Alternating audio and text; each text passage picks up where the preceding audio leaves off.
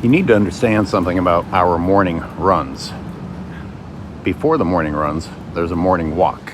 Just like I relieve myself at home before engaging in significant physical activity, he needs a chance to relieve himself. You know how many dogs I see that are just being drugged behind their owners, desperately needing to poop?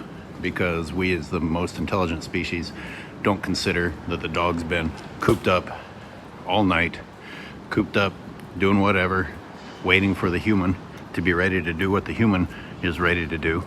And all of our focus is on ourselves and whether or not we feel ready to go for a run.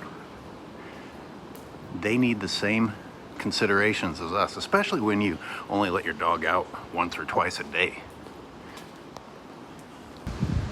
Now, it's not just that he is probably going to need to relieve himself.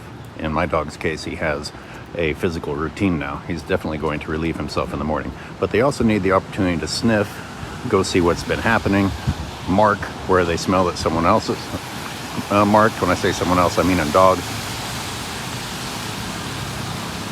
This way.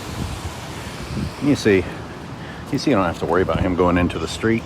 Do you think that's because my dog's smarter than everyone else's dogs? No, they're very easy to train. You just have to try a tiny bit to teach them, and they'll learn. But that's not the point of this video.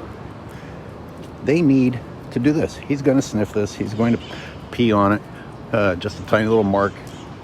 They're checking messages, and their brains are working really hard, and they're coming up with a response. It's what dogs do. It doesn't have to make sense to you as a human being. You're not a dog. You don't get it, but it is important to them. So the first walk, he has the chance to sniff and explore and defecate.